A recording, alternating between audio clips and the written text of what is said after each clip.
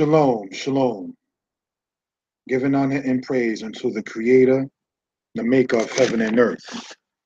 My name is Yeshaya Yisrael. Want to give due respect on a human level to the elders of the congregation. Shema Yisrael, that is Prince Ipor, that is Chief Nathanael, as well as Prince Nathanael, as well as Cohen Pinkas. Now, we're going to do this particular teaching, and the name of the portion is called Kee Taboh. In Hebrew, the word key means when or for or because. The taboh in Hebrew means you will come, from the Hebrew root word ba, which means to come or to approach. So we want that to be noted for reference purposes. It starts in Deuteronomy 26 verse 1 and goes all the way to Deuteronomy 29 verse 9. And on the other human level, I want to give a shout out to the people who allow me to use the facilities to even do the recording in this particular regard. All right, so we just want that to be noted for reference purposes. We're going to start with a prayer and then move on in that particular aspect. All right, so we're going to go to the book of 1 Kings, chapter 8, verse 44. All right, so we can gain an understanding in that particular regard. And it says the following. 1 Kings, chapter 8, verse 44.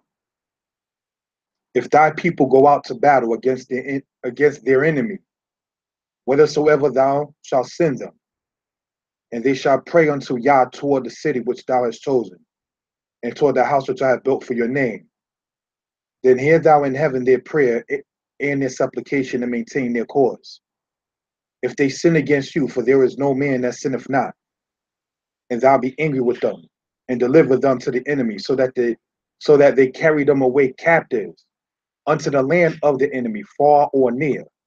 Yet if they shall bethink themselves in the land, whether they would carry captives, and repent, and make supplication unto thee in the land of them that carried them captive, saying, we have sinned, we have done perversely, we have committed wickedness, and so return unto thee with all their heart and with all their soul in the land of their enemies, which led them away captive, and pray unto thee toward their land which thou givest unto their fathers, the city which thou hast chosen, and the house which I have built for thy name.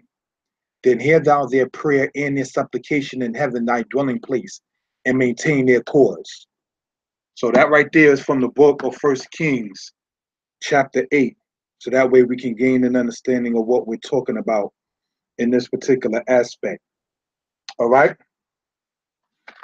Now we're going to start, brothers and sisters, in the book of the scriptures in Deuteronomy chapter 26, verse 1.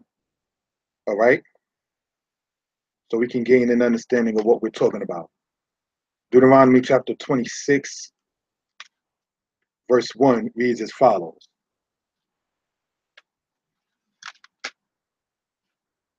And it shall be, when thou art come unto the land which the Most High thy King giveth thee for an inheritance, and possesseth it, and dwelleth therein, that thou shalt take the first of all the fruit of the earth, which thou shalt bring of thy land, that the Most High thy King giveth thee, and shalt put it in a basket, and go into the place which the Most High thy King shall choose to place his name there.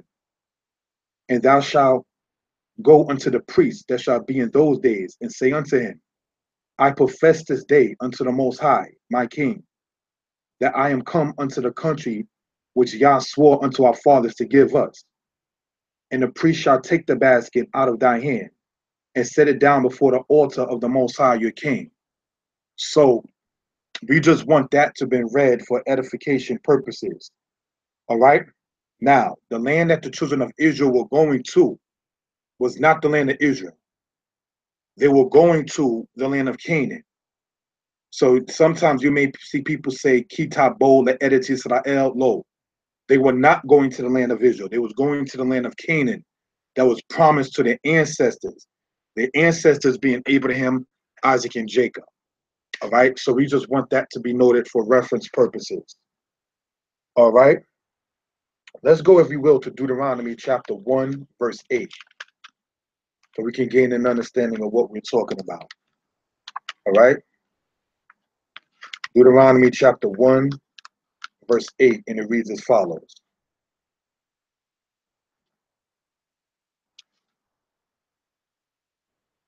Behold, I have set the land before you. Go in and possess the land which the Lord swore unto your fathers, Abraham, Isaac, and Jacob, to give unto them and to their seed after them. So it was a covenant that was made between the Most High and him and Abraham, Isaac, and Jacob in the seed, which is this house of Israel, that the Most High will give them the land of Canaan. You read about that promise being made and confirmed when you go to the book of Exodus chapter 6. All right, so we just want that to be noted for reference purposes. All right, now when we read in Deuteronomy chapter 26 and verse 4, and it says, and the priest shall take the basket out of thy hand and set it down before the Lord thy God. Now, in verse 3 too, when it says the priest that shall be in those days, meaning that the priest that we're speaking of in this particular regard comes from out of the house of Aaron. All right. So in that particular case, it's talking about the priesthood that would descend from that. And you read about the line of the priests when you go, brothers and sisters, in your own time to the book of First Chronicles chapter 6. You read about the list of the priests, whereas in First Chronicles chapter 3, you read about the list of the kings. All right. So we can gain an understanding of what we're talking about in that particular regard. Let's go to Deuteronomy. Let's continue. Deuteronomy 26, verse 5. And it says the following. And thou shalt speak and say before the Lord thy God, a Syrian ready to perish was my father. And he went down into Egypt and sojourned there with a few and became there a nation, great, mighty, and populous. Now, I wanted to sit there and get into that particular aspect because the Hebrew lets us know of what that verse is actually saying. All right. So we want that to be noted for edification purposes. All right. So what we're going to do is go and show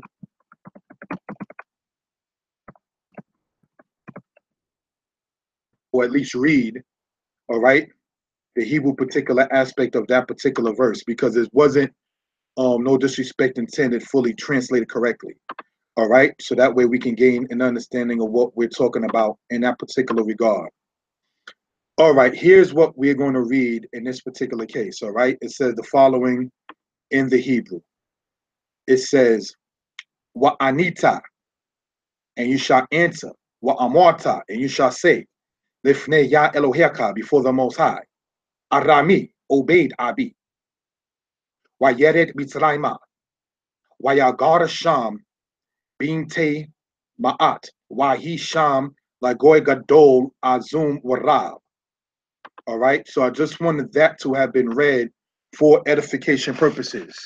All right, now the point, brothers and sisters, in that particular regard is in the Hebrew, the first word we see is Arami obeyed Abi. All right, now the word Arami means Aramean. All right, the E sound at the end shows it to be possession, whereas in the English, AN shows the possession. All right, so Aramean, Syria is the Greek transliteration of the word Arab.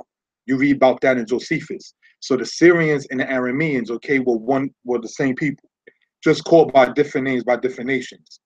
All right. So when it says Arami obeyed Abi, when it says obeyed, is the Aleph, the Bet, and the Dalet. Now that right there is the word from Abad, which means to perish. And Aramean was perishing my father. Not that it's saying that a wandering Aramean was my father. That's not the accurate translation of that verse. So the Aramean that was destroying the father or attempting in that regard to destroy the father of Israel was Laban trying to destroy Jacob. Now let's go, if you will, to the book of Genesis chapter 25, verse 20. All right, so we can gain an understanding of what we're talking about. Genesis chapter 25, all right, in verse 20. And it says the following.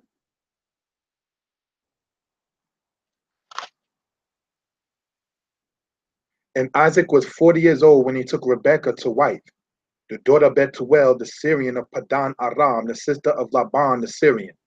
Now, we already explained that Syria, okay, and it's the same thing as Aram, same people.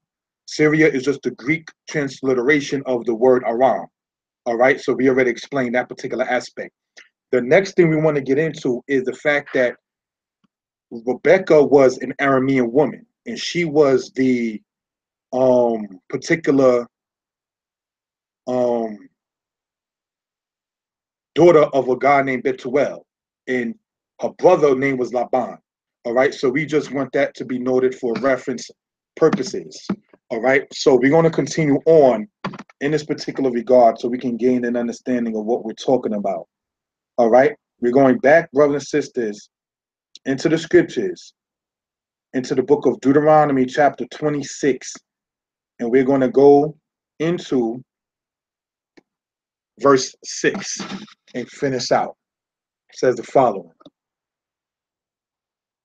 And the Egyptians evil entreated us and afflicted us and laid upon us hard bondage. And when we cried unto the Most High, God of our fathers, Yah heard our voice and looked on our affliction and our labor and our oppression.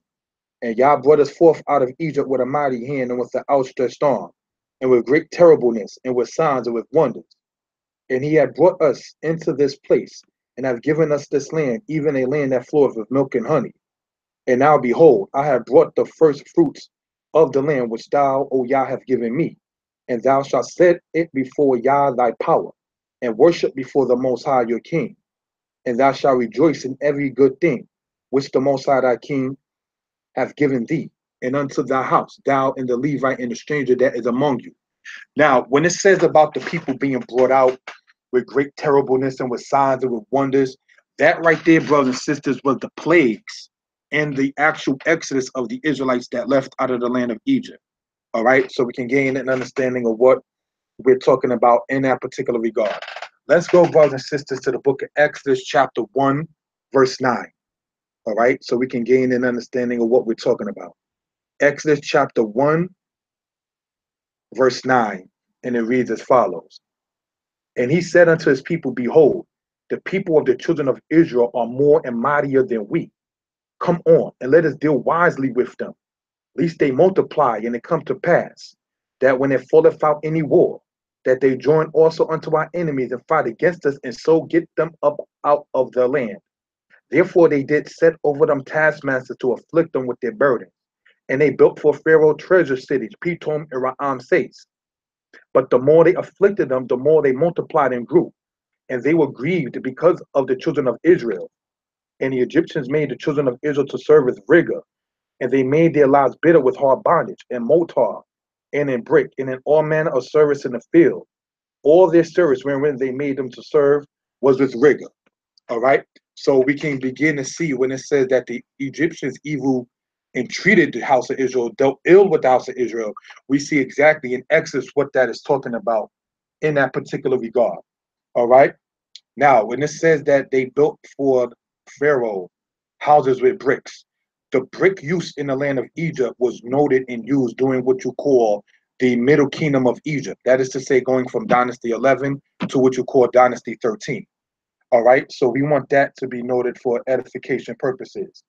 All right, the Exodus itself that you read of in the scriptures happened and occurred in the 13th dynasty of Egypt, according to the studies that I've come up with. Correct me if I'm wrong, during the era of what you refer to as Pharaoh Neferhotep of Dynasty 13. Because for one, his body was not found. Another reason, his son did not sit there and take over the throne. Another reason is before him was a guy named Sobek-hotep III. And during that time, the pharaoh that was before Neferhotep, as stated by the name of Sobek-hotep III, he had in his property a written document from a woman named Seneptisi that speaks about Hebrews as slaves in the lands of Egypt, or in the land of Egypt. All right, so we just want that to be noted for edification purposes.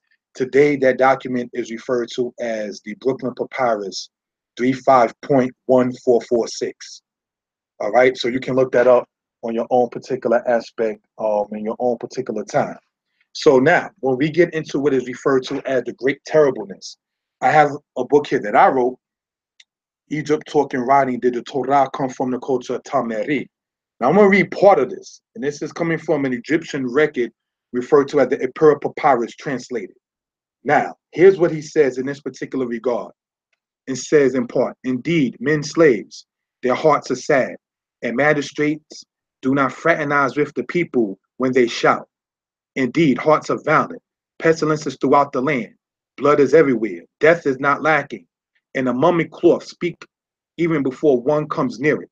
Indeed, many dead are buried in the river. The stream is a sepulchre, and the place of embalmment has become a stream. Indeed, noble men are in distress, while the poor is full of joy. Now, that's part of the Epira Papyrus, right? It says, let's look at, I'm reading out of the book that I wrote here, Egypt Talking Writing, all right, to collaborate what we read in the scriptures. Let's look at that part right there in the Epira Papyrus. It distinctly says death is not lacking. The death of who or what?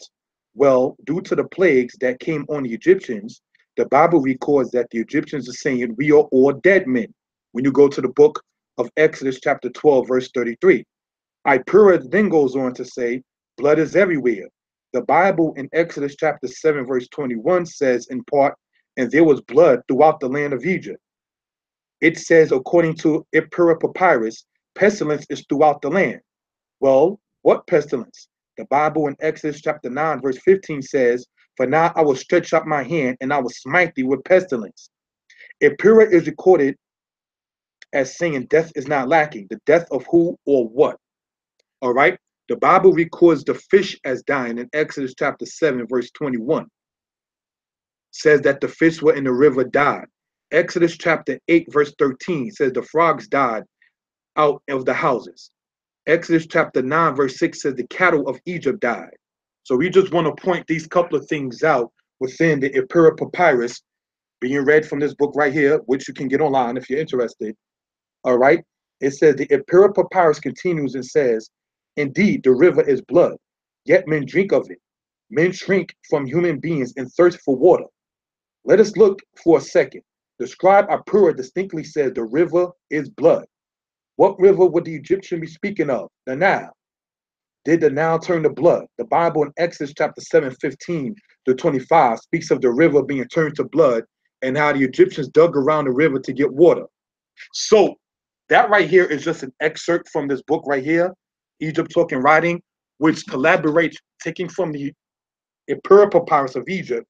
Then when we go into this book here, or the scriptures, right here in Deuteronomy 26, and it says that the Most High brought us forth out of Egypt with a mighty hand and with an outstretched arm. So we begin to see the great terribleness that's being spoken of were those plagues. All right, so we're going to continue on, okay, in this particular regard. And it says the following. We are in Deuteronomy chapter 26, verse 12. All right, and it says this. When thou hast made an end of tithing all the tithes of thine increase, the third year, which is the year of tithing, and have given it unto the Levite, the stranger, the fatherless, and the widow, that they may eat within thy gates and be filled. See, the culture of Israel shows it to where you already had what they refer to in common terminologies as a built-in welfare system. You look out for those that are less fortunate, the stranger, the Levite, the fatherless, the widow. You don't take everything for yourself and then say, well, pull yourself up by your bootstraps. No, that's not the culture of Israel. All right? It says this, then thou shalt say before the Most High thy king, I have brought away the hollow things out of mine house, and have also given them unto the Levite, and unto the stranger, to the fatherless, and to the widow, according to all thy commandments which thou hast commanded me. I have not transgressed thy commandments, neither have I forgotten them. So when you read about this here, and it says in the third year, which is the year tithing, when you go into the book of Leviticus chapter 19, it talks about the third year, you give that unto the Most High. By giving it unto the Most High, you're giving it unto, basically on a human level, the Levite, the stranger, the fatherless, and the widow. The widow is the woman who lost her husband, whose husband has passed away. The fatherless are children who have no guardian on the male side. So we want that to be noted for reference purposes. All right? So we're going to continue on Deuteronomy 26, verse 14. I have not eaten thereof in my mourning, neither have I taken any thereof for any unclean use, nor given aught thereof for the dead. But I have hearkened unto the voice of the Most High, and have done according to all that thou commanded me. Look down now, look down, pardon me, verse 15. Look down from thy holy habitation from heaven, and bless thy people Israel in the land which thou hast given us, as thou sworest unto our fathers, a land flowing with milk and honey. This day the Most High thy King have commanded thee to do these statutes and judgments, that thou shalt therefore keep and do them with all thy heart and with all thy soul. Thou shalt that has avouched the Most High this day to be your God, and to walk in his ways, and to keep his statutes and his commandments and his judgments, and to hearken unto his voice. And the Most High has avouched thee this day to be his peculiar people, as he had promised thee, and that thou shouldest keep all his commandments. Now, I want to state, when it says keep all his commandments, it's talking about per person the commandments that you all have to keep. That you as a person, the commandments that's all for you. For instance, the commandment, pardon about that, the commandment in regards to let me get this out. Sorry about that.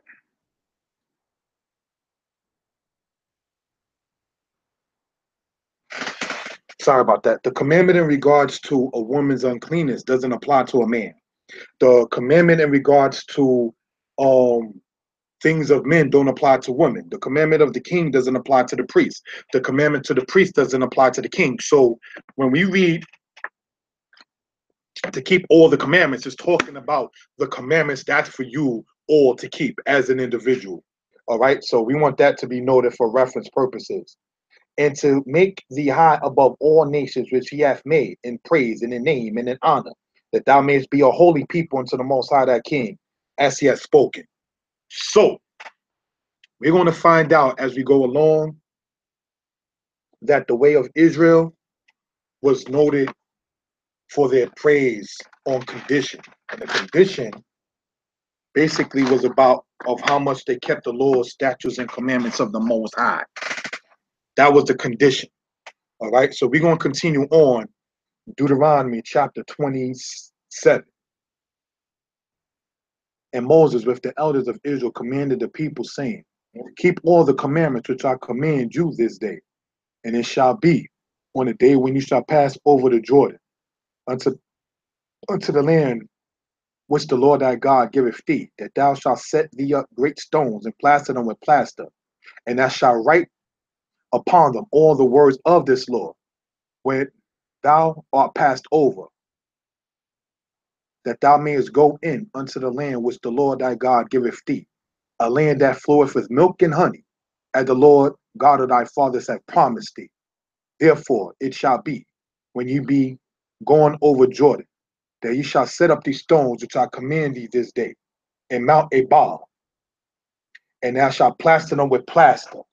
Now I want to explain, brothers and sisters, Ebal was a place in the land of Ephraim. All right, so that's going to become important for later.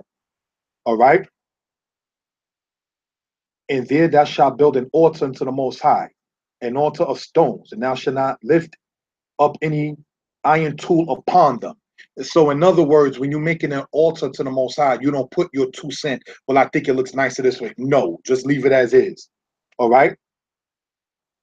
Thou shalt build the altar of the Most High thy King of whole stones, and thou shalt offer burnt offerings thereon unto the Most High thy King. And thou shalt offer peace offerings, and shalt eat there, and rejoice before the Most High your King. And thou shalt write upon them the stone, or upon the stones, all the words of this law very plainly.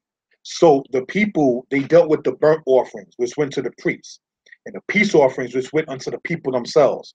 All right, so we want that to be noted for reference purposes. So it was a gathering of the people coming together. When Israel came, they came with an offering. Now, of course, we can't do offerings today in captivity in this day and time. So what we do, as it says in Hosea 14, is we offer our prayers and we change our ways and return to the Most High. All right. So this is something we want to point out for edification purposes. Now, let's go on. Verse 8 distinctly says, "And I shall write upon the stone all the words of this law very plainly. And Moshe and the priests, the Levites, spake unto all Israel, saying, Take heed and hearken, O Israel. This day thou art become the people of the Most High your God. We are called by the name of Yah. We're not called messianic or non-messianic. We're called the children of Yah. All right?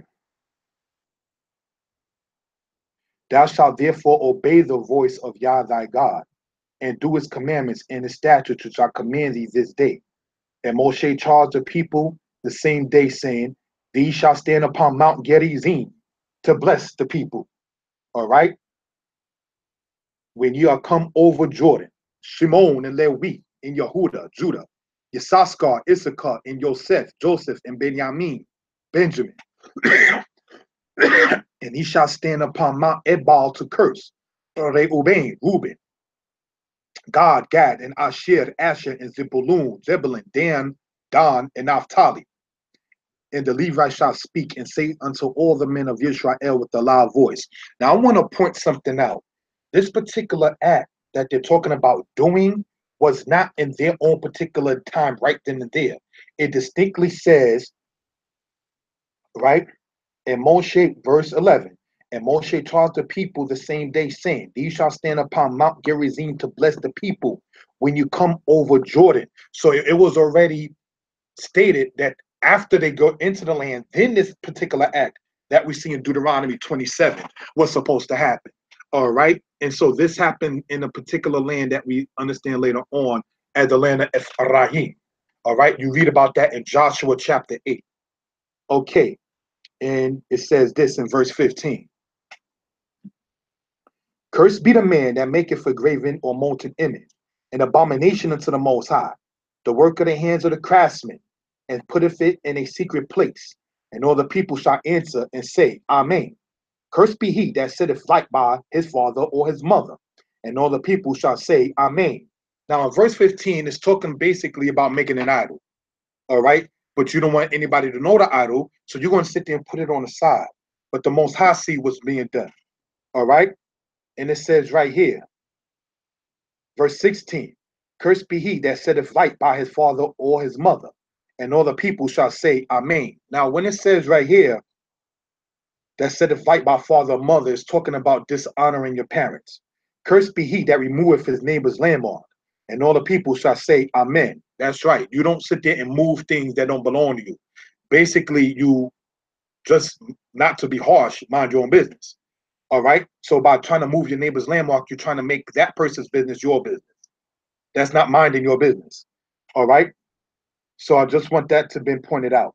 Cursed be he that maketh the blind to wander out the way, and all the people shall say, Amen.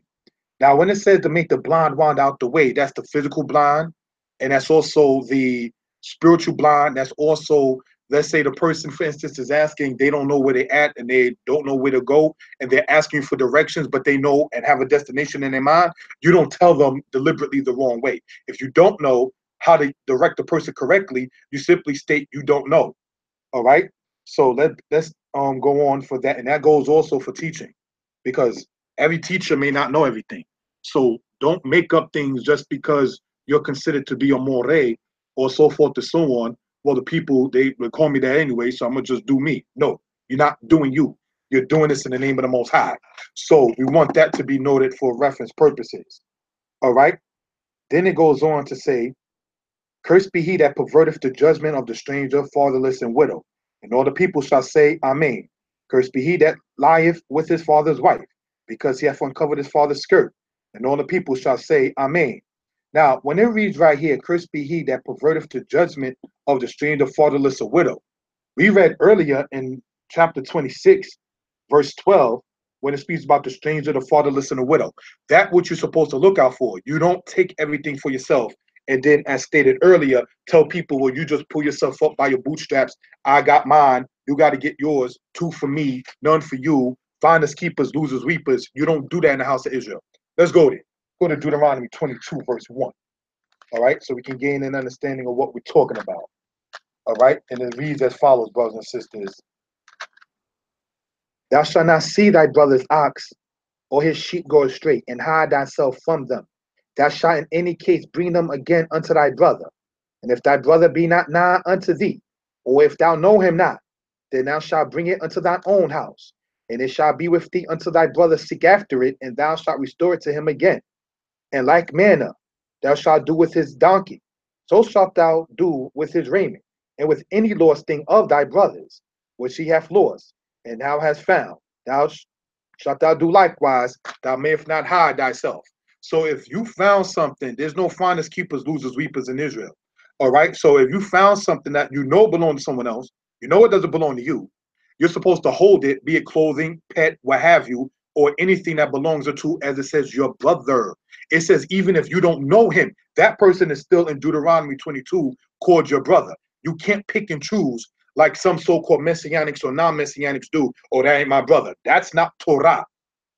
And if Torah is supposed to be our common denominator, then therefore this right here says you don't even know if that who that person is. Well, you know that person could be wicked, but it's still called your brother. This is something we want to point out for reference purposes, and it's the same in the Hebrew. Okay, so one of the things we want to point out, what is that? So there's no finders, keepers, losers, weepers in the house of Israel. Then it goes on to say, we're going back to Deuteronomy chapter 27. All right. Verse 21. Cursed be he that lieth within the manner of beast, and all the people shall say, Amen.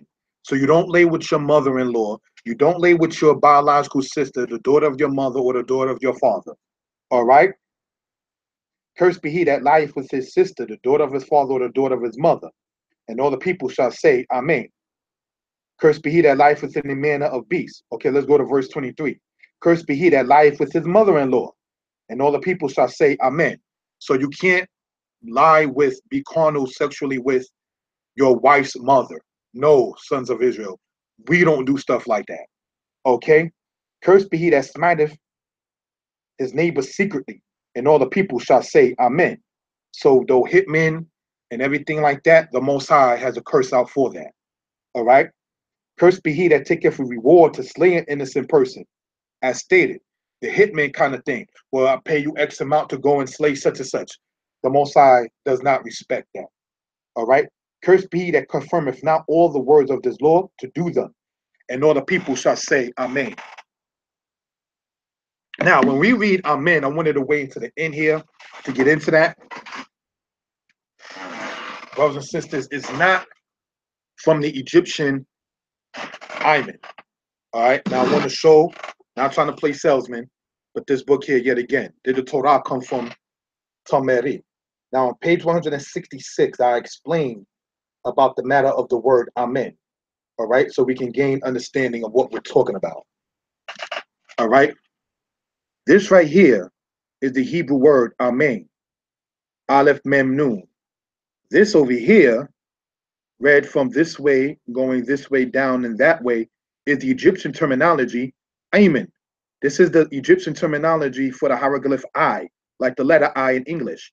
There is no I over here. There's the Aleph, which is mute. There's Mem, or the M sound, Nun Sophie, or the N sound. This is I in the Egyptian, M, N, and N. So as Aimun, all right? I, M, N, N. Or I-M-N-M, sorry. All right, this squiggly thing that you see there is actually the M, Imun, all right, inside of Egyptian. This right here shows it to be of the masculine aspect. So I just want that to be noted. So for those who are familiar with hieroglyphic writing, and those familiar with Hebrew, as we read over and over, and all the people shall say Amen is not coming from nothing about ancient Egypt. All right, so we want that to be noted for reference purposes. All right, what we're going to get into now is Deuteronomy 28.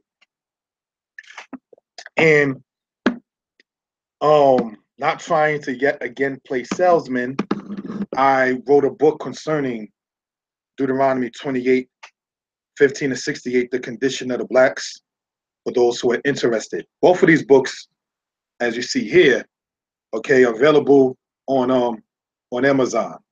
All right, so it can be noted.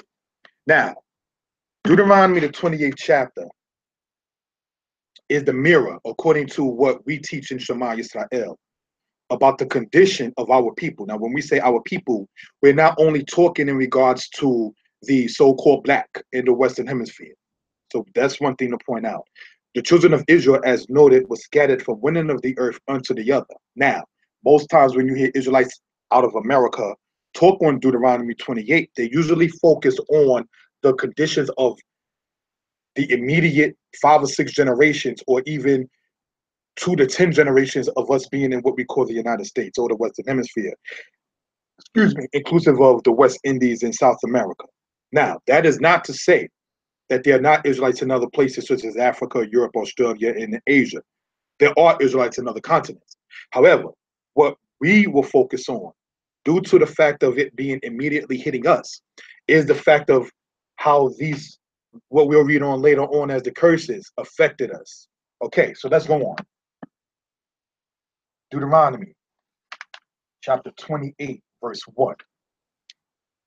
It shall come to pass when thou shalt, if thou hearken diligently to the voice of the Lord thy God, to observe to do all his commandments, that I command thee this day, that the Lord thy God will set thee on high above all nations of the earth.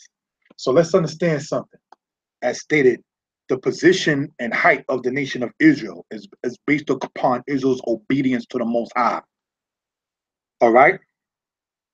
And all these blessings shall come upon thee and overtake thee, if thou shalt hearken unto the voice of the Lord thy God. Blessed shalt thou be in the city, and blessed shalt thou be in the field. Blessed shall be the fruit of your body, and the fruit of thy ground, and the fruit of your cattle, and the increase of your kind, and the flocks of your sheep. Okay, let's understand something. Blessed shall you be in the city, and blessed shall you be in the field. Now, when we speak on this particular aspect, there was the field, and then there was the city. And that's where the children of Israel, either you're living in the city, such as in Jerusalem, or you're living in the field, such as what they call the fields of Sharon and so forth. So we want that to be noted. All right. Then it goes on to say, because land is important.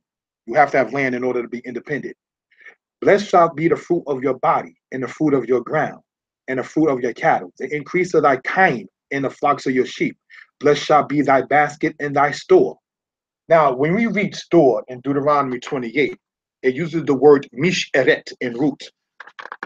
The word misheret in root comes, brothers and sisters, from the root word mishar, which comes from the root word sha'al, sha'ir, which means remnant, or that which remains. So when it says basically here, blessed shall be thy basket and thy store, the store means the remnant, that which is the old store or the old thing, that which you already ate from, and then there's the remnant. That too will be blessed if you keep the commandments of Yah. That's the condition. All right. This is not just, oh, okay, Israel's chosen, this comes upon you. No, Israel has to do their own part. All right. So we want that to be noted. And I'll point that out sometimes when people, no offense, and not to be controversial, when people attempt to state, well, oh, it sounds like your Israelites hate Hamites, or your Israelites hate Japhet, or your Israelites hate the other nations. No, when we're saying about being above the nations, it's only based upon our obedience. It has nothing to do with us just simply being the chosen. All right. So that's something we want to be pointed out, because it's one thing to be called, it's another thing to be chosen, it's another thing to be righteous. All right. Your deeds have to try to remain to be consistent. All right. We want that to be noted for reference purposes. Okay. It goes on to say in this particular regard, blessed shall be when thou comest in, and blessed shalt thou be when thou goest out. The Most High will cause thine enemies that rise up against thee to be smitten before thy face. They shall come out against thee one way and flee before thee 7 ways. So Israel was supposed to be above the nations if they kept the commandments. Israel was supposed to sit there and be blessed when they come in and go out. Blessed, as it also says, in the fruit of your body, which is your children. All right. So the things you do affect your children. So it's not just about you, it's about your children as well. Like the Most High said to Abraham, Isaac, and Jacob, and the seed after them. It's not just about you. As the saying goes, the buck don't stop with you. It continues on. So we want that to be noted. All right. The Most High shall cause thine enemies that rise up against thee to be smitten before thy face. They shall come out one way, they shall come out against thee one way and flee and before thee 7 ways. The Most High will command a blessing upon thee in thy storehouses, and in all that thou settest thy hand unto. And he shall bless thee in the land which the Most High thy God giveth thee. The Most High shall establish thee as a holy people unto himself. See, we're called by the name of Yah, holy unto himself. There's no man-made or God-given intercessor that we must go through. This distinctly says the Most High will establish thee, Yah will establish thee as a holy people unto himself. Is Yah his son Yisrael? All right, so we can understand. As he has sworn unto thee, if thou shalt keep the commandments, that's the goal.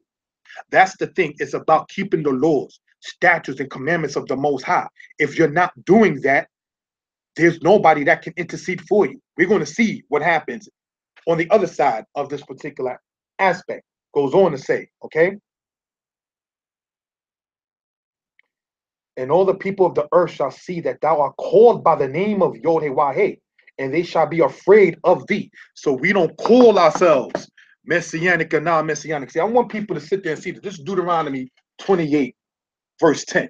All right, in case you ain't sit there and seen it or read it for yourself. It says, and all the people of the earth shall see that thou art called by the name of the Most High, Yah.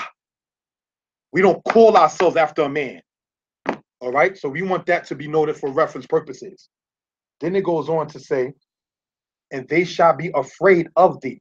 The Most High shall make thee plenteous in goods, in the fruit of thy body, and in the fruit of thy cattle, and in the fruit of thy ground, land, produce, currency, economy, thriving. We want to see how that works out as we go on. In the land which the Most High swore unto thy fathers to give you. See, he swore unto the fathers to give to their seed, which happens to be the later descendants. The Most High shall open unto thee his good treasure, the heaven, to give thee rain unto thy land in its season, and to bless all the work of your hand. And thou shalt lend unto many nations, and thou shalt not borrow. So you see, when you have your own land, your own produce, your own livestock, your own economy, you're able to lend and not borrow. Borrowing is a problem, because then now the servant, as it says in Proverbs, it says the borrower is servant to the lender. So when you're in a state where we're going to get into Deuteronomy 28 as it goes along, the opposite, we're going to see what it means when it says you shall be in a want of all things. All right, so let's go on. And the Most High shall make thee the head and not the tail, and thou shalt be above only, and thou shalt not be beneath. If thou hearken unto the commandments of Yah your power, which I command thee this day to observe and to do them, and thou shalt not go aside from any of the words which I command thee this day, to the right hand or to the left, to go after other gods to serve them. But that, so we just want that to have been read, so you can see that the blessings, which are the promises being then the blessings that the Most High spoke about giving to the house of Israel, is abundant. Being the head and not the tail, being above and not beneath, lending and not borrowing. That's a blessing. It says the Most High will command a blessing in your storehouses. Today's terminology, we can refer to our basket in our store and our storehouses as our bank accounts, our pockets, our wallets, for the sisters, the pocketbooks, and so forth. The things that you use to survive in an economy. That is what we have to sit back and understand. There's nothing wrong with having economic stability. Not having economic stability, as we read here, is not a good thing. When it says distinctly, you shall lend and not borrow. But the fact of borrowing is a problem. And I've borrowed. I'm not trying to make it, oh, I'm Israel, I'm the more. No, I have borrowed. Maybe from some of the people listening now, I borrowed from some of them and paid back. The point I'm saying is the fact that we have to do that as a people shows that we have not kept the commandments of the Most High. And that's something that we have to strive to get back onto. There's a reason why they called it the Old Testament, you know? They didn't want you to sit there and see the promises that the Most High has given to us. So it distinctly says, as we read, that in verse 10, and all the people of the earth shall see that thou art called by the name of Yah. So that's a high title. That is like real anointment. You understand? Being called by the name of the Most High. No other book can promise that kind of thing. No other God among any other nation is ever able to speak to their people and state that they can do these kind of things for them. All right, I want to explain what I'm saying. JC in the New Testament did not sit there and state that he can do what Yah said he can do. Marduk of Babylon did not state that he can do what Yah said he can do for Israel. Heru or Horus did not state he can do for Egypt what the Most High said that he can do for Israel. Dagon of the Philistines did not state that he can do for the Philistines what Yah said he would do for Israel. You got Ashura of the Assyrians. He did not state that he can do for the Assyrian people as Yah said he can do for Israel. You notice that?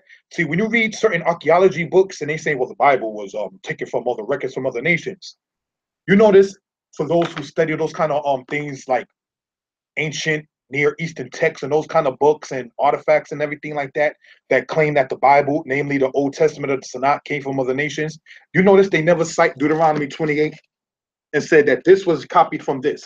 They'll try to tell you, thou shalt not steal was copied from I have not stolen.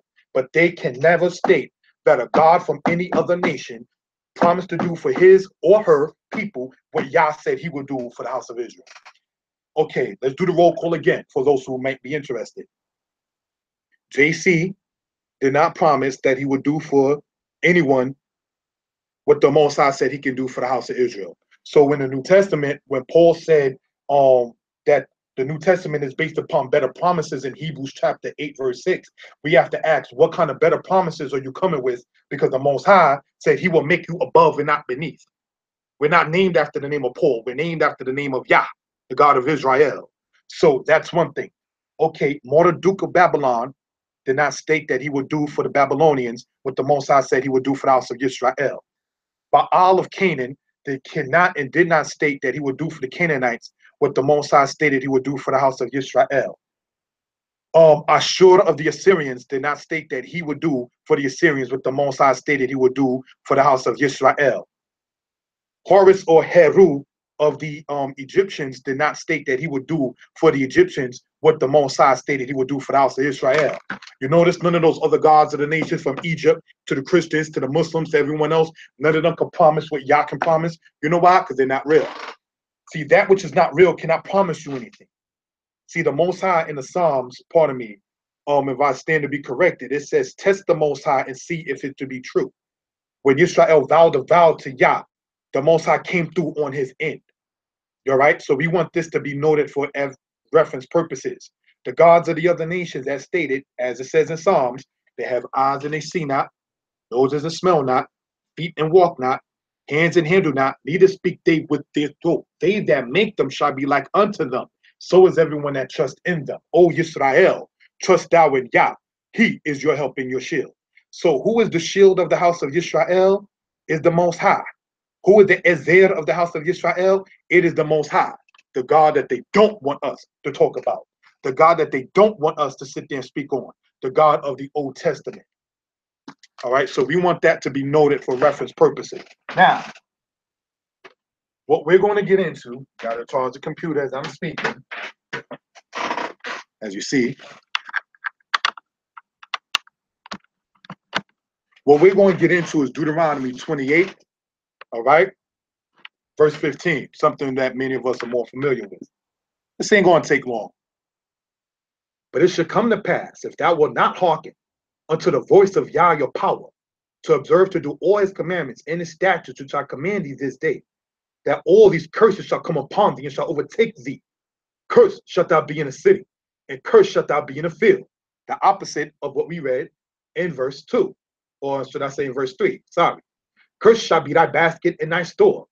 Cursed shall be the fruit of thy body, and the fruit of thy land, and the increase of thy kind, and the flocks of your sheep. Cursed shall be the fruit of your body. Brothers and sisters, how do you have third graders talking about they gangsters? How do you have people that are very, very, very young talking about They think that they're homosexual.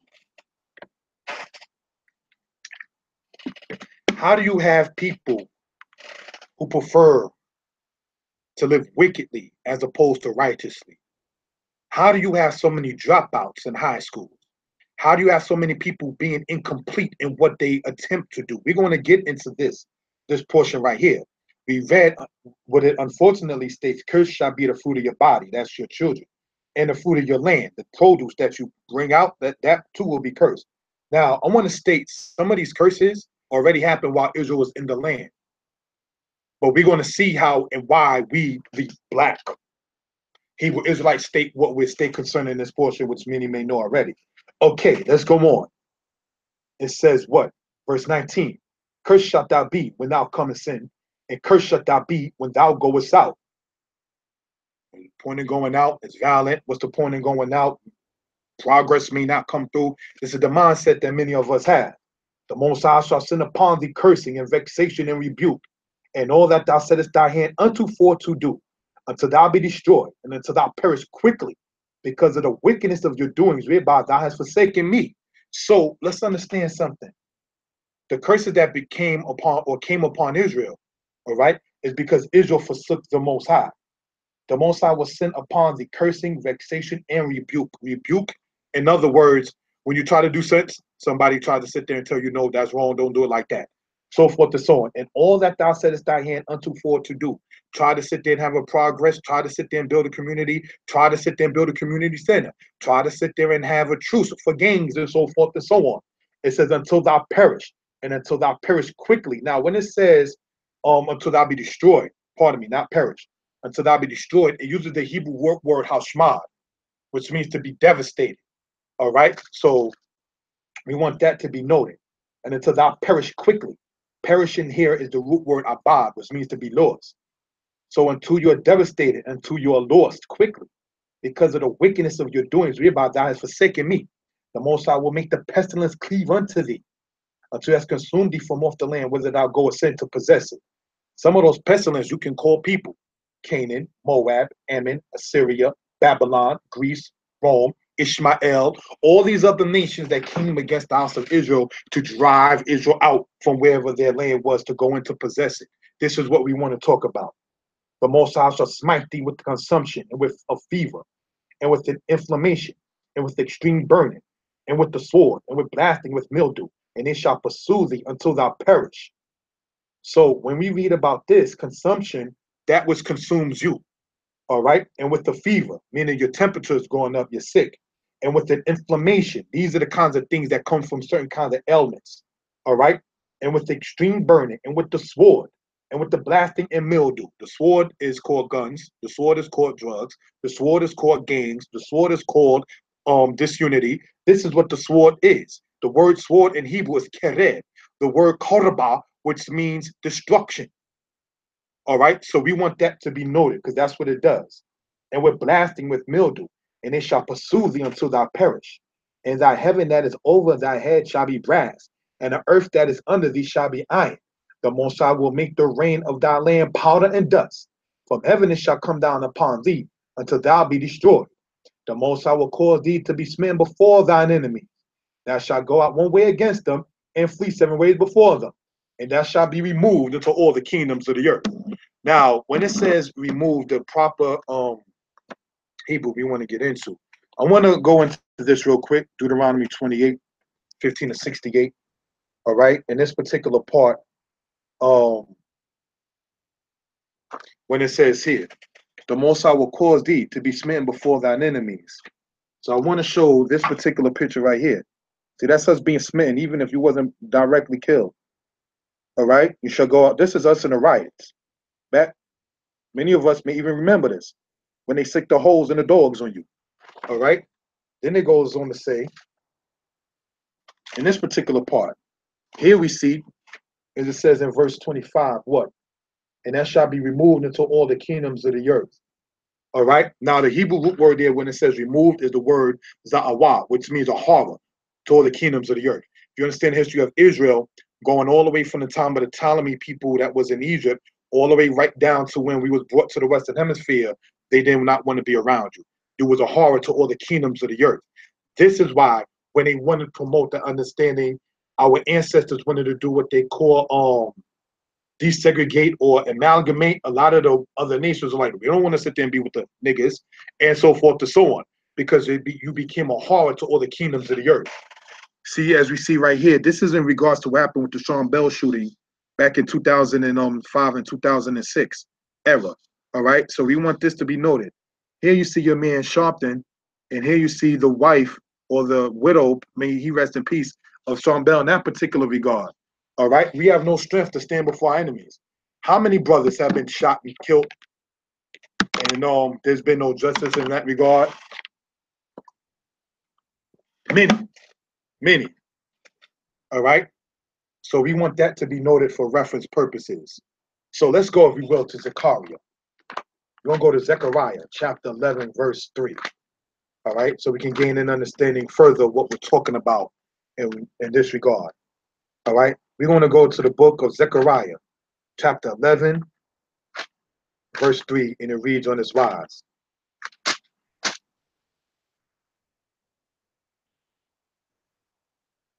There is a voice of the howling of the shepherds, for their glory is spoiled, a voice of the roaring of young lions, for the pride of Jordan is spoiled.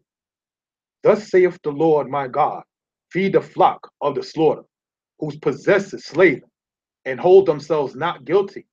And they that sell them say, blessed be the Lord, for I am rich, and their own shepherds pity them not. So when you read in Zechariah chapter 11, verse 4 through 5, whose possessors, those who hold them in possession, in this case captivity, slay them, as in the case with us in the police, in many cases, and hold themselves not guilty. Oh, those cops are not guilty. How many cases since the 1980s and before or so? And they that sell them, the leaders of the people, like we showed, such as in the case of Sharpton, that sell them say, blessed be the Lord, for I am rich. Because he don't take your case unless you're giving that paper, that money. And their own shepherds pity them not. So many times the black delegates that stand up for our people, they don't sit there and pity the people and what the people have to sit there and deal with. They just go on to the next case. So this is something we want to point out. The solution for our people is to return to the Most High. All right, we want that to be noted for reference purposes. Then it goes on to say,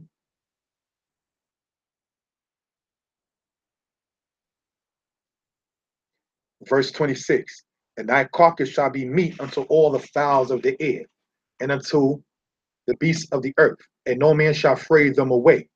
The Most High will smite thee with the bots of Egypt, and with the emeralds, and with the scab, and with the itch, whereof thou canst not be healed. The Most High will smite thee with madness and blindness and astonishment of heart. It's an astonishment of heart. Blind to your laws, blind to your history, blind to your language, blind to your land, blind to your culture, blind to your so forth and so on. All right? An astonishment of heart. Y'all just don't seem to get enough. Y'all just want to keep on. When I say y'all, I'm talking about us, our people. All right? Now, I stated Israelites extend beyond the Western Hemisphere, but I'm speaking in regards to those who I immediately am affected with and by. Okay, so let that be noted for reference purposes. The Most High shall smite thee with madness and blindness and astonishment of heart. Madness meaning going crazy. Many of us have gone crazy. Many of us have lost our mind. Verse 29, thou shalt grope at noonday, and the blind gropeth in darkness, and thou shalt not prosper in thy ways, and thou shalt only be oppressed and spoiled evermore, and no man shall save thee. When it says you shall be oppressed, when you see a brother that's getting arrested by the police on the train or in a train platform because he wants to sit there and sell a water or sell a juice or sell candy, that's oppression. He's not selling drugs. He's not even selling weed. And I don't condone weed neither. You understand? He's not sitting up there selling nothing that's illegal. But the idea of selling something is illegal. It says what? And thou shalt grope at noonday, and the blind gropeth in darkness. Shall not prosper in your ways. Thou shalt only be oppressed and spoiled evermore. So when you find people that are paying unwanted child support, that's oppression. When you find people that are going in and out of the system unjustifiably, that's oppression.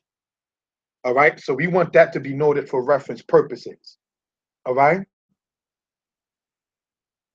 Let's go on. Thou shalt be spoiled evermore. Spoiled meaning robbed. We are the ones who are robbed of our land, robbed of our language, robbed of our culture, robbed of our history.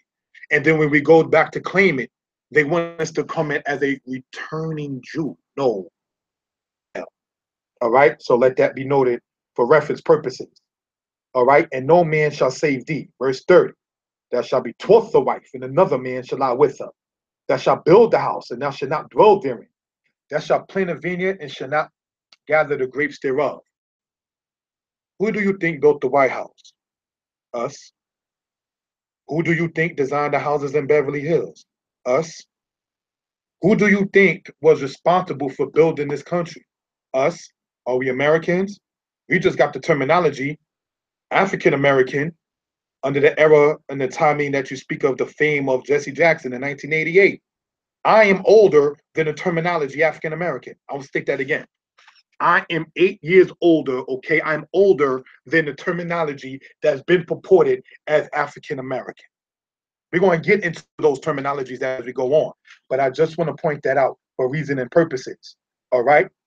It says, thou shalt build the house and shall not dwell therein. We built here. They'll say, go back to Africa, all right?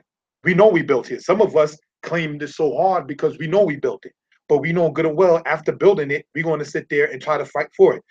Brothers and sisters, they had, after 1865, what they called Reconstruction. And that was from 1865 to 1877. And everybody who was Caucasian or white in the South got all their rights back after Reconstruction because the Republicans made a deal with the Democrats for the White House. So it says what? And thou shalt grope at noonday, as the blind gropeth in darkness, and shall not prosper in your ways, and thou shalt only be oppressed. Look at the farmers of our people and what they went through. Look at the day of our people and what we go through. Every week, that's oppression. They're taking taxes out. After they sat there and supposedly under Sherman, Tecumseh, or whatever, the leader under Grant with the Civil War, is where you get the concept of the 40 acres and a mule. We were never given no 40 acres and a mule. What happened was they put you as sharecroppers, then told you you're not even worth the value that you worth. You shall build a house and shall not dwell therein. All right? Thou shalt build a house, thou shalt plant a vineyard and shall not gather the grapes thereof. Okay, so in verse 30, do you know in slavery, they used to have in the West Indies and in North America, they used to put a mask with a lock on the back so you can't eat the fruit that you grew? Let's go into that. So that way we can gain an understanding of what we're talking about. Because it says you shall plant a field and shall not use the fruit thereof. So we planted fruits, fields, and everything of that sort. We did not use the fruit thereof. So I want to show an image of what we're speaking of, all right, in that particular regard, so we can gain an understanding of what we're talking about. This here is a depiction of it. All right, so you can see.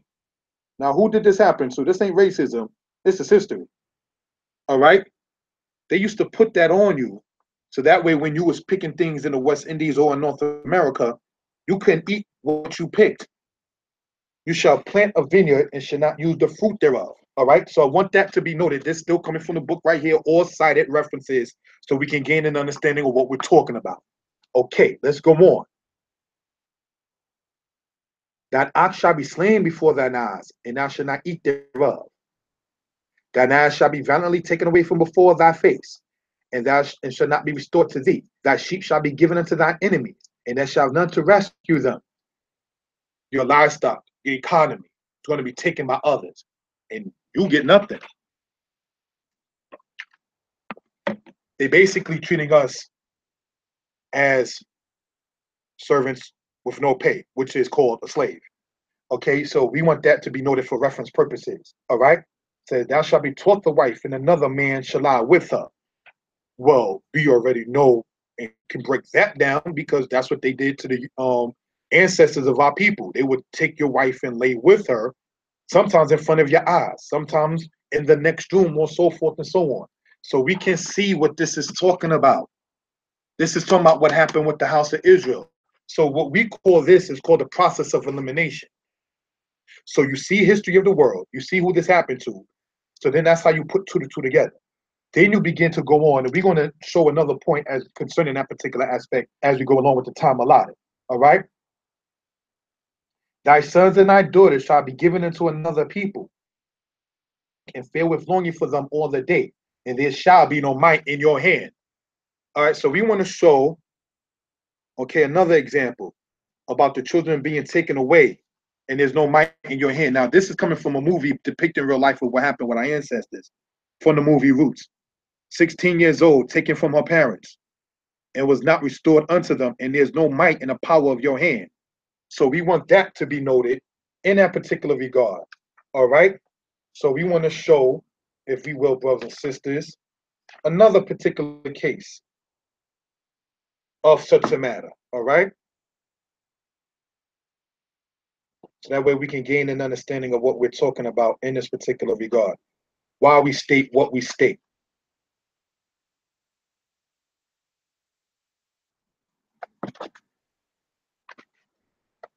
See this here? This is your children taken into captivity, and there's no one to help you. This is part of the image of what they refer to as the Bloods and the Crips. All right? That's our people. All right? So we want that to be noted for reference purposes. Okay, let's go on. Thy sons and thy daughters shall be given unto another people, which means all people can't be the same, because it distinctly says another people. The fruit of thy land, verse 33, and all thy labors. Let's pay attention when it says all thy labors. Shall a nation which thou knowest not eat up, and thou shalt be only oppressed and crushed always. So thou shalt be mad for the sight of thine eyes, which thou shalt see. Okay, now let's go back here. When it said the fruit of your land and all your labors. So when we read about with the plaster about Mount Ebal and Mount Gerizim, you don't really see that in archaeology. You don't really see the things that the Israelites spoke of in the scriptures that they left on record, because it says all your labors, the things that you put your hand to do, taken away by others. When they invaded Jerusalem, one of their goals was to try to destroy as much of the things of the Israelites as much as possible. So now, Josephus even records that. So when they'll say, well, I don't see a lot of your stuff in museums, it wasn't meant to be in a museum. You was not supposed to sit there and see the ancient images of Israel that's mosque and tomb. No, they didn't expect us to sit there and run across those kind of things. All right, so we want that to be noted for reference purposes. All right, shall a nation which thou knowest not eat up? So what's the nation that Israel didn't know? Because they knew the Egyptians, they knew the Babylonians. Because remember, it says Chaldea, which was adjacent to Babylon, was a place that they were familiar with, because that's where Abraham came from. So the Arameans are the maternal side, and the Chaldeans, which is adjacent to Babylon, is a paternal side. So what nation did the Israelites not know that would eat up of their substances? Okay. The Most High shall smite thee in the knees and the legs with the sore botch that cannot be healed, from the sole of thy foot unto the top of your head. The Most High will bring thee and thy king which thou shalt set over thee, unto a nation which neither thou nor thy fathers have known, and there thou shalt serve other gods, wood and stone. Now, you know, when I discussed this matter before, let's say it was with a Jewish person, and they were saying, well, y'all black people were in Africa worshiping idols. Here, like it says right here, it says, the Most High will bring ye and your king, whom you will set over thee, unto a nation which neither thou nor thy fathers have known, and there thou shalt serve other gods, wood and stone. And says that he kept the laws of Hashem. You can't be this rebellious house of Israel. The fact that you claim to be righteous from the time of the prophet Moses all the way down to the time of Simon Bar Kokhba shows that you, Jewish man, can't be this wicked people. Because Moshe himself said, since he met Yisrael, they were wicked. Shemuel spoke about wickedness of Yisrael. Jeremiah spoke about the wickedness of Yisrael. So if you're not able to claim the wickedness that these people have done, then you cannot claim to be the history or those of the descendants of those who made that particular history. You understand? So we want that to be noted for reference purposes. when they say that they always kept the commandments, then you cannot be the people that Jeremiah was talking to. Jeremiah chapter 15 or 16, in Jeremiah chapter 15, if I remember right, it says, though Moses and Samuel stood before me, cast these people off. Where are they going to go? Some to the slaughter, some to famine, some to captivity, some to death. And I will appoint 4 forms of terror. And it talks about one of the kings named King Manasseh. All right? So we want that to be noted for reference purposes. If you don't claim wicked King Manasseh in your history, you're not the people of this book. If you don't claim the later wickedness that Solomon did, then you're not the people of this book.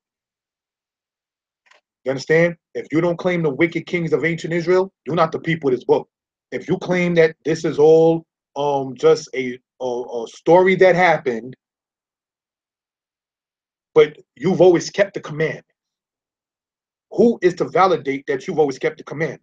Jewish man. I'm asking this particular question because even the blessings that Deuteronomy 28 talks of are not even being fulfilled by the Jewish people. So if you've always kept the commandments, why are y'all not being blessed as Deuteronomy 28 verse 1 through verse 14 speaks of?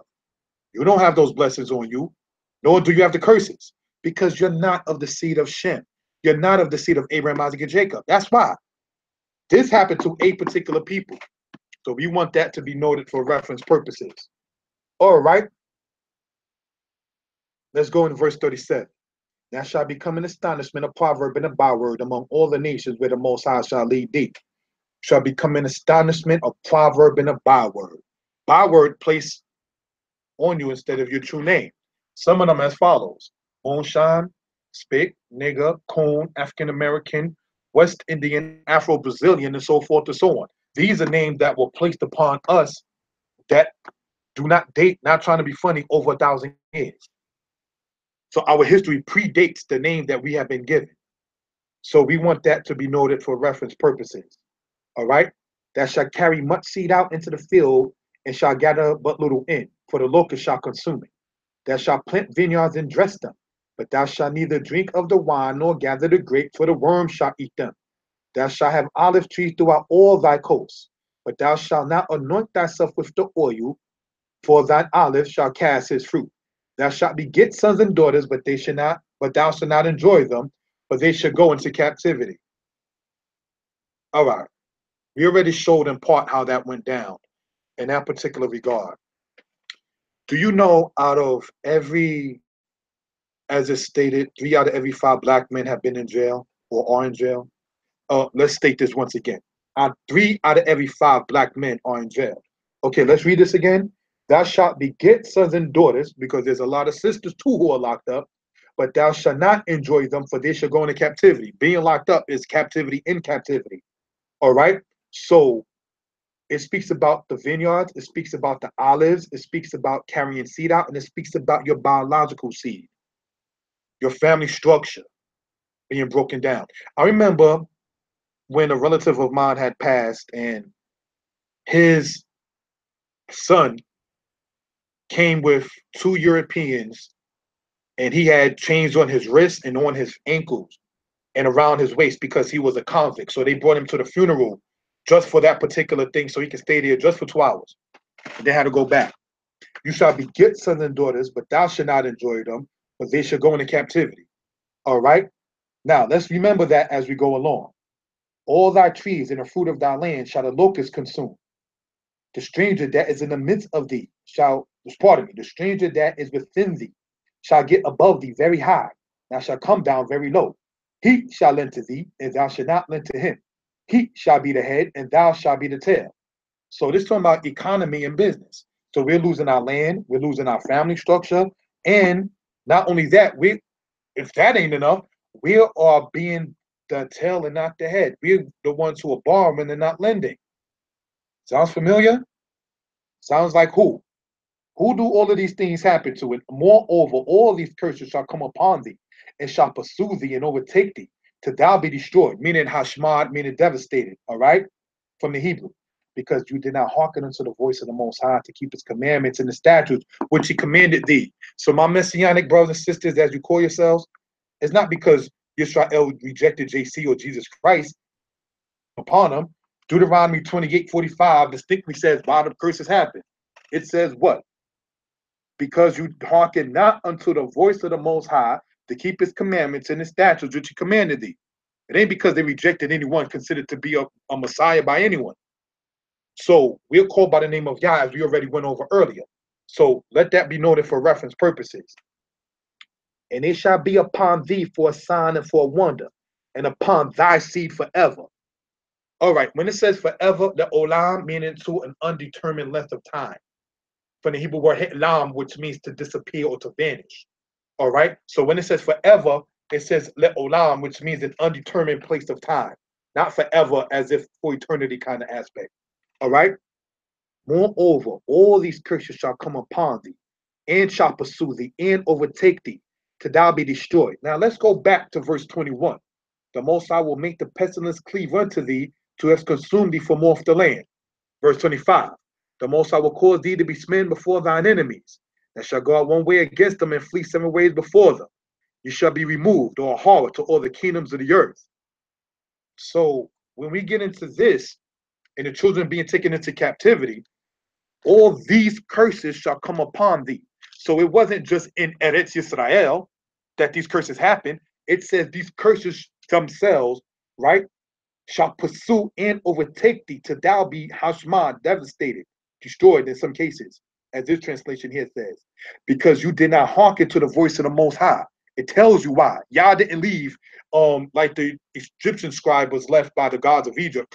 The Hyksos came, they destroyed our temples, we don't know why. No, the Most High is letting it be known when he sends the sword, he tells you why. Anytime there was a besiegement, it's because of iniquity. Anytime your body itself is being besieged, let's say with something, it's because something is wrong. So we want this to be noted. These are not things to just be taken lightly and just ignore. Yah is talking. So we have to sit there and pay attention to that particular aspect. Don't think Yah is talking to the so-called black man. Let's go to Amos 7. All right? Because you're going to see why they call it the Old Testament. All right? We're going to go to Amos chapter 7, verse 17. All right? So we can gain an understanding of what we're talking about. And it says this. Therefore, thus saith Yah, your wife shall be a harlot in the city. Ain't the sisters selling themselves online? Ain't they doing those kind of things today? Thy wife shall be, we in Amos 7:17. Therefore, thus saith the Most High, thy wife shall be a harlot in the city, and thy sons and thy daughters shall fall by the sword, and thy land shall be divided by line, and thou shalt die in a polluted land. Is not this land polluted?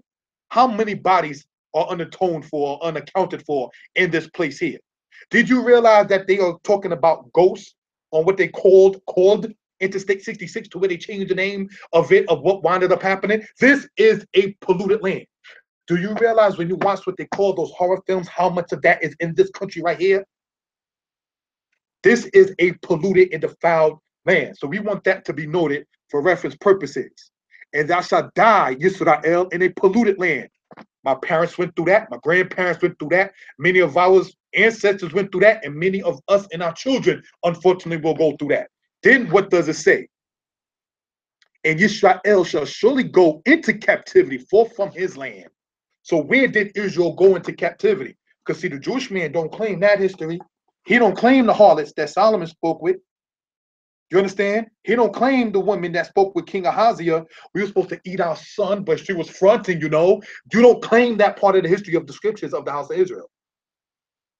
You claim the religious aspect of what sounds nice, or the priesthood. The Mosai said he defiled the priests of the sanctuary because they did not teach Israel the law, statutes, and commandments. Or maybe they was living like Hophni and Pinchas, like many people do today, use the power to sit there and lay with the woman carnally. All right, so we're going to go back to Deuteronomy 28, and it says what? And they, verse 46, Deuteronomy 28:46, and they shall be upon thee for a sign and for a wonder. Who are the they? They are the curses. So if you ever wondered who the Israelites are, just read this, and then just read a particular people's history. That's how you can tell. That's the process of elimination. All right? And they shall be upon thee for a sign and for a wonder, and upon thy seed forever. We explain what that forever is. Because you did not serve the Most High with joyfulness. Oh, it's the Shabbat. I got to do this thing and the gladness of heart. Oh, it's one of them holy days. Can we even keep it? For the abundance of all things. I'm good now. A lot of people don't think they need Yah when they feeling they doing dumb and good. All right? Therefore, shalt thou serve thine enemy, whom the Most High will send against thee, in hunger, and in thirst, and in nakedness, and in want of all things. And he shall put a yoke of iron on your neck until they have destroyed thee. So what's the yoke of iron? Physical and also religious. Also economic and spiritual. Yoke of iron. A nigga can't go so far. I'm supposed to stop right here.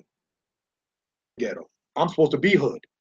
It says what? Therefore shalt thou serve thine enemies, whom the Most High shall send against thee, in hunger, like in Amistad, and in thirst, like in roots, and in nakedness, like in Sankofa, and in want of all things.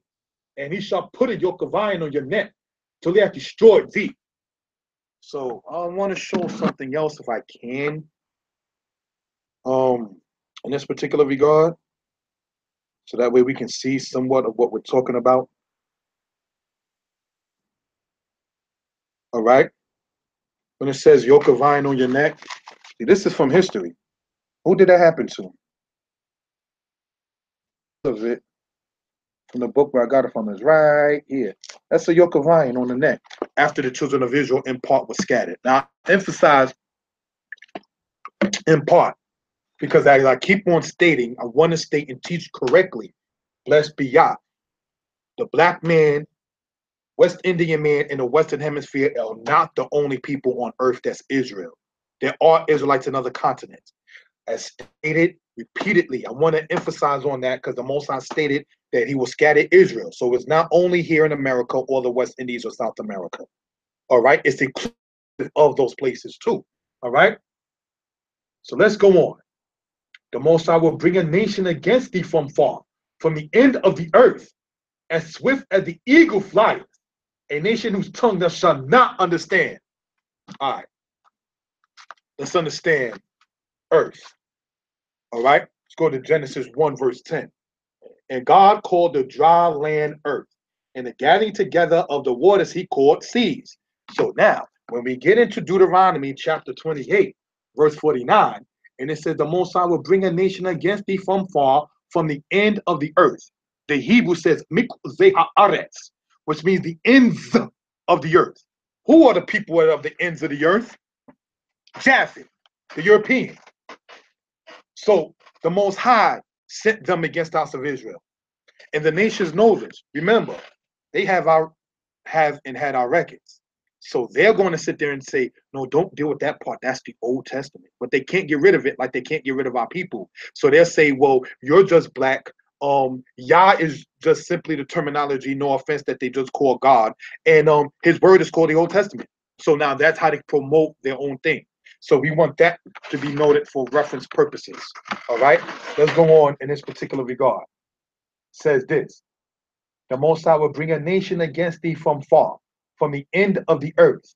Now, as we kept on going on, it says Mikzeh haaretz, from the ends, E-N-D-S, from the ends of the earth, as swift as the eagle flieth, a nation whose tongue thou shalt not understand, a nation of fierce countenance, that shall not regard the person of the old, nor show favor to the young. And he shall eat the fruit of thy cattle and the fruit of thy land, until thou be destroyed, which shall not leave thee neither corn, wine, or oil, or increase of thy kind, or the flocks of thy sheep, until he hath destroyed thee. Seize thee in all thy gates, until thy high and fenced walls come down, wherein thou didst trust throughout all thy land. And he shall besiege thee in all thy gates throughout all thy land, which the Lord thy God hath given thee. Now, you know, some people who are not even into the Bible belief or even into believing in Torah try to debate me and try to use this verse, but did not understand what the scripture is saying. See, the Apocrypha says, and I'm not trying to toot my horn because I'm not perfect, it says wisdom will not enter a soul that's subject to sin. So now it says in the book of Psalms, what have the wicked to declare my statutes? So if you're living a pork life, if you're living a whoremonger life, if you're living a sinful life, if you're living a criminal life, if you're living a wicked life, some of these things just may not come to you in understanding. So I just wanted to point that out for reason and purposes. Now, let's understand this. go back to verse 45. Moreover, all these curses shall come upon thee, Israel, and shall pursue thee, Israel, and overtake thee, Israel. So the curses, such as we read in verse 52, will pursue the house of Israel. Now, the argument that's given by European Christian apologists or what have you about Deuteronomy 28 and the black Hebrew Israelites' claim to it is that from verse 48 all the way down to verse 68 is talking about the Israelites and the Romans. This is what they teach on YouTube. But how can that be? And we're going to show that to not be as we go on. Because when you read about the Israelites in Elephantine Island in Egypt in the time of Jeremiah, that had nothing to do with the Romans. When you read about the Israelites in the time of the 7th and 6th century AD in Yathrib in Saudi Arabia, told you Israel's outside of the United States. That has nothing to do with Rome. So you may want to get into Israelite history to be able to try to talk on this particular subject.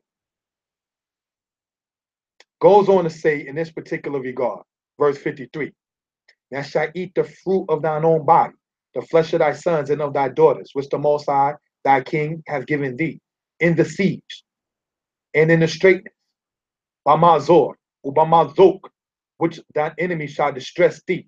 I'll explain why I went to the Hebrew in a second. So that the man that is tender among you and very delicate, his eyes shall be evil toward his brother, and toward the wife of his bosom, and toward the remnant of his children which he shall leave. The remnant of his children which he shall leave. I messed up with my first set of kids. I'm going to start again with somebody else. And then if those brothers and sisters meet each other, so be it. That's real talk. That's what happens. All right? Goes on to say this. So that he will not give to any of them of the flesh of his children whom he shall eat, because he have nothing left him in the siege, in the straitness, wherein thy enemy shall distress thee in all thy gates. The tender and delicate women among you, which should not adventure to set the sole of her foot upon the ground for delicateness and tenderness, her eye shall be evil toward the husband of her bosom, and toward her son, and toward her daughter, and toward her young one that cometh out from between her feet, and toward her children which she shall bear, for she shall eat them for the want of all things secretly. In the siege, in the straitness, wherein thy enemy shall distress thee in thy gates. Now, remember we read in verse 45 that all these curses shall pursue thee and overtake thee. So it's not only talking about in the land, because it talks about Israel being scattered, as we read in verse 25, be removed or horror toward the kingdoms of the earth. That means in order to be a horror toward the kingdoms of the earth, you had to be in all the kingdoms of the earth. So that's to be noted for reference purposes.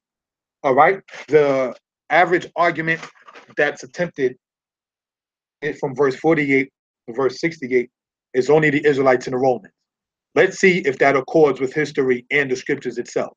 All right. It says this, verse 58.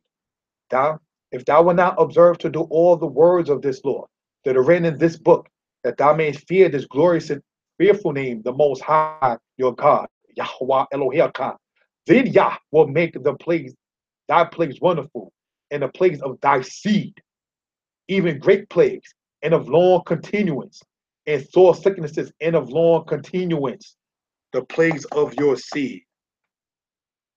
And even talking about the land at this point, this is just straight Yah and the people. Not saying that land is not going through it as well, but I just wanted to point that out for reason and purposes. All right. Moreover, he will bring upon thee all the diseases of Egypt which thou wast afraid of, and they shall cleave unto thee. Also, every sickness and every plague which is not written in the book of this law, them will Yah bring upon thee until thou be destroyed. Brothers and sisters, HIV ain't exist back in those days. Is that not a plague that's among us?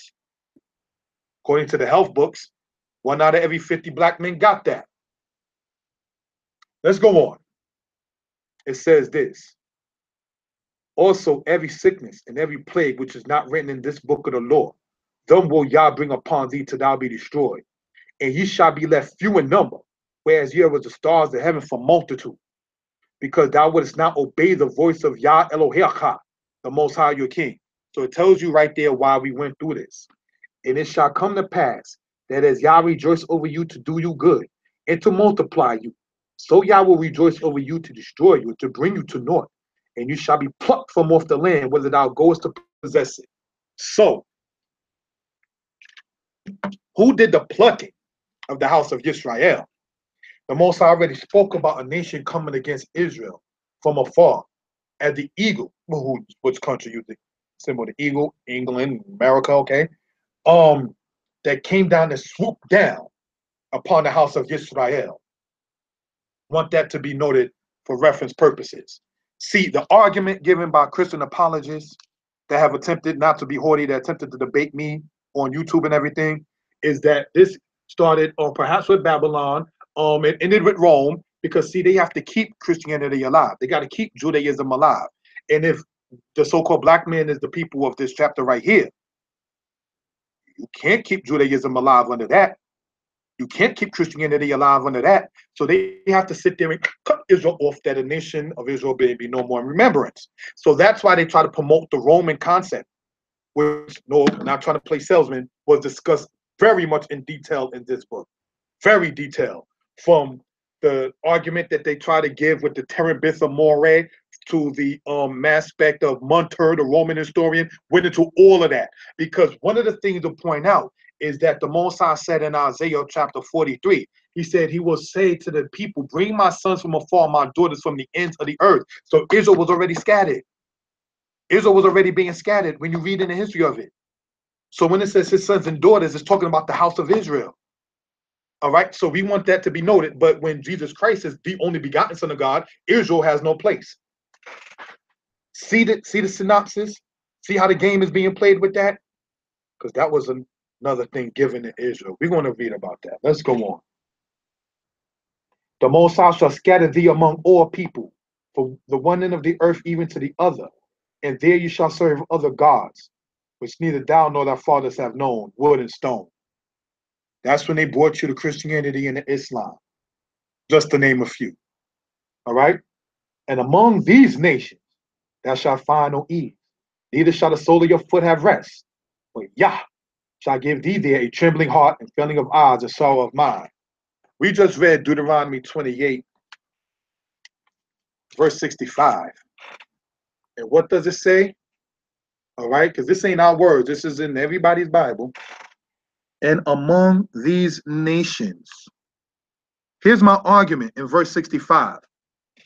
How can Deuteronomy 28, verse 48 to verse 68 only be talking about Israel and Rome, when verse 65, which is within those verses that they say is only of Israel and Rome, distinctly says, and among these nations? It says nations, more than one. So that just can't be talking about Israelites and Rome.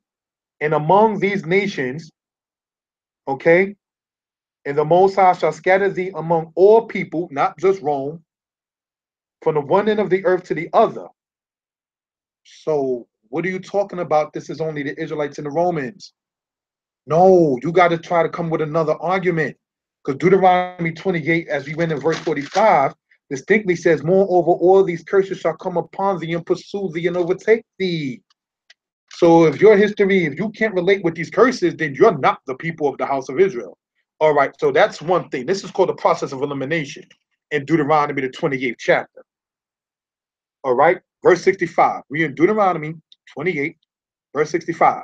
And it says, and among these nations, that kills the concept that from verse 48 to 68 is the Israelites and the Romans only, because it says among these nations.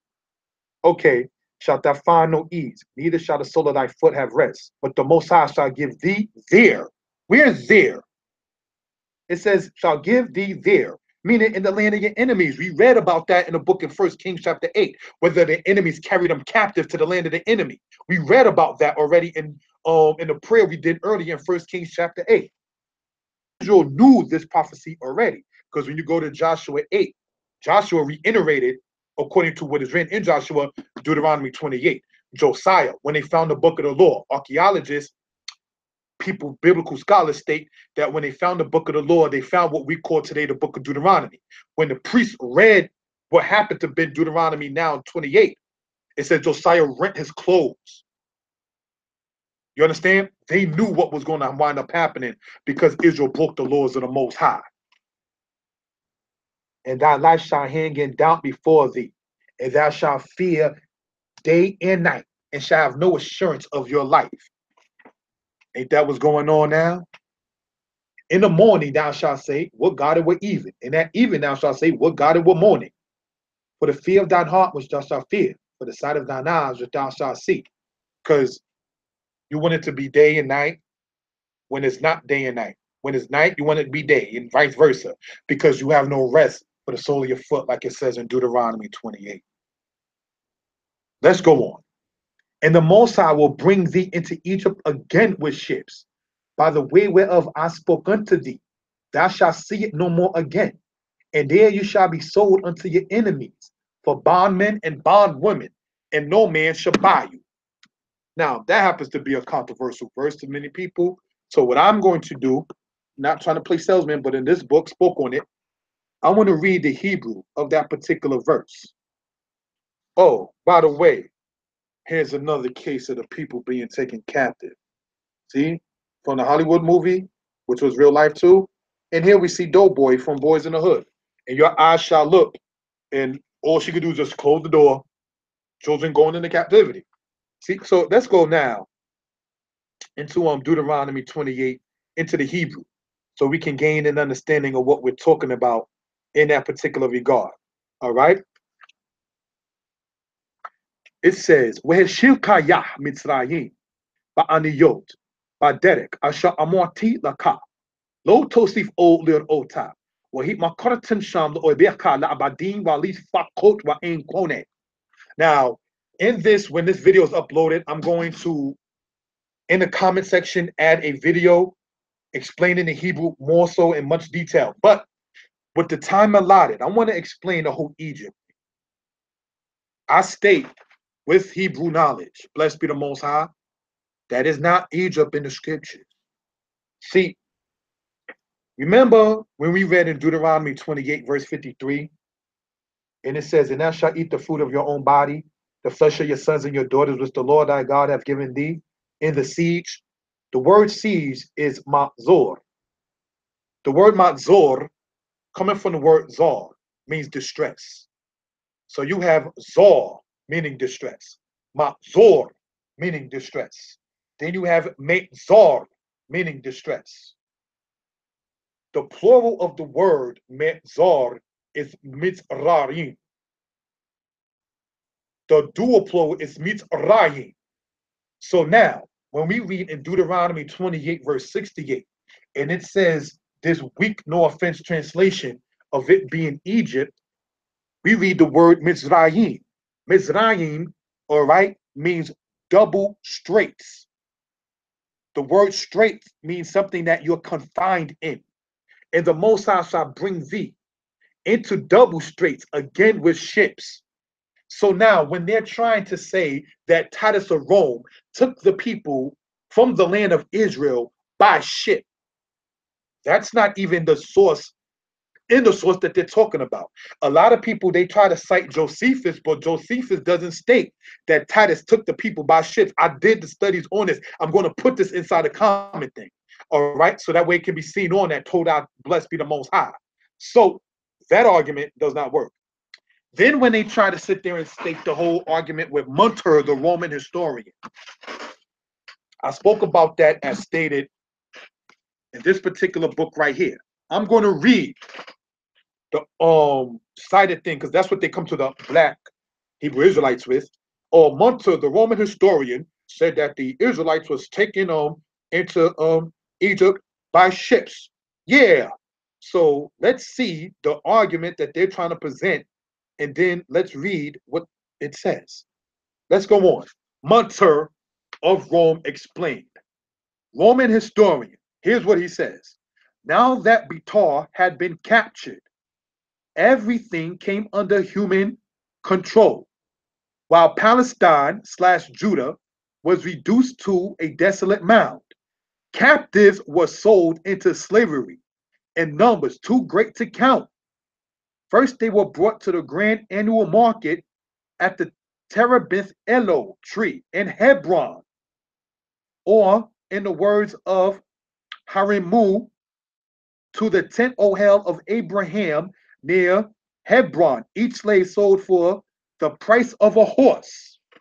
So this is what he says, that they were brought to Hebron, all right, and then sold for the price of a horse. Then this Roman historian that they always like to quote, I'm reading from this particular month of the Roman historian, he goes on to say this: those captives who were not sold there were brought to the marketplace in Gaza, which became the great, which because, pardon me, which because, not became, which because of the great multitude of slaves was sold there, was called Hadrian's marketplace. And those that were not sold there were herded into ships and were taken to Egypt. Many died in transit, whether by starvation or by shipwreck, while many were also killed by cruel masters. So this is their quote saying, see, they was herded into ships and taken to Egypt. But here's my question. It says that happened to the people that were not sold the third time. See, in this part right here, they are sold in one part. Then it says those captives who were not sold there, meaning that were not sold in the Terebinth Elo tree in Hebron, were brought to Gaza, which because of the great multitude of slaves who were sold there was called Hadrian's marketplace. And those that were still not sold there. So you had one selling, two selling, then the ships that they try to say went over into Egypt. So what happened to the descendants that Munzer talked about that were slaves that were sold?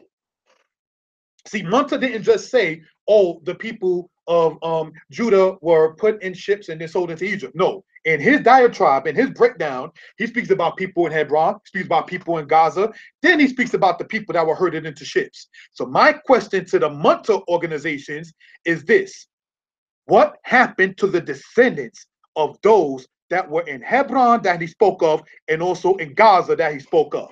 You know why there's never been an answer in over 6 months online about that? Because it says the wicked, what have the wicked to declare the statutes of the Most High? So if your God is not the one who led Israel into Egypt or captivity by ship, if your God is not the same one Moses spoke of, you have no right to talk on the subject.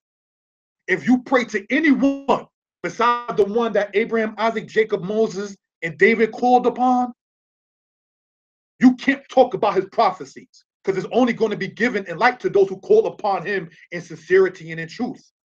But if you're calling upon him in the name of somebody else, and if you're calling upon him in hopes that, well, I'm going to sit there and pray against Israel and so forth. No, the Most High said he's going to gather Israel. So you can't do that. If your doctrine is not Torah, then you cannot speak on Deuteronomy 28, because it ain't going to make sense to you. You're trying to be politically correct and talk historically without talking the linguistics of the people. Mizraim means double straits. It does not mean Egypt. The word Egypt comes from literally the Greek word Egyptos, which they got for what they referred to later on as the land of Memphis. You can look that up inside of a book by Paul Johnson. I'm gonna put the title of the book inside the comment board. All right, so that way that could be noted for edification purposes. So Mizraim is Ayim, like get up Ayim means socks.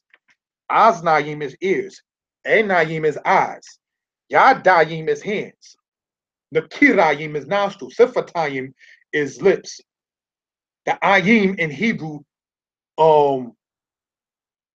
suffix shows it to be a dual plural. So Mitzrayim is the Mitzal, which means distress, made double. It does not mean Egypt. So we want to point that for reason and purposes. All right, now let's go to Lamentations, chapter 1, if we will. We are in the scriptures. Lamentations chapter 1, we're going to start in verse 1. All right, so we can gain an understanding of what we're talking about. How doth the city sit solitary, that was full of people? How is she become a widow, that was a great among the nations, and princess among the provinces? How is she become tributary? She weepeth sore in the night, and her tears are on her cheeks. Among all her lovers, she hath none to comfort her. All her friends have dealt treacherously with her. They are become her enemies. Judah is going into captivity because of affliction. And because of great servitude, she dwelleth among the heathen. She findeth no rest. All her pursuers overtook her between the straits. Lamentations chapter 1, verse 3. When you read the word straits, do you know that's the word mezarim that's shown there in the Hebrew? Mezarim is the plural, but not dual plural of metzar, which means straits. You can look that up in the Hebrew. So I'm not making this kind of thing up. So we want to show for evident purposes. This is part of the cover, the Ben Yehuda dictionary that's used by many people. All right, we're going to go to the Hebrew side on page 176. All right, so we can show what we're talking about by reason and purposes and edification purposes. I'm going to circle, all right, the part that I'm speaking of in this particular regard. All right.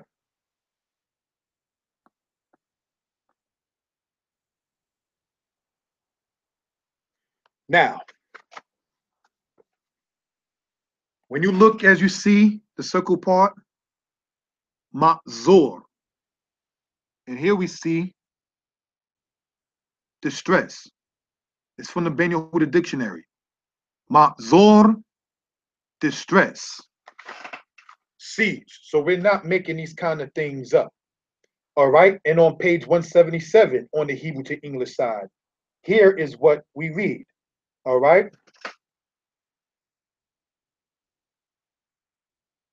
I'll put an asterisk next to it because the words are closer. So you can see what's being spoken of.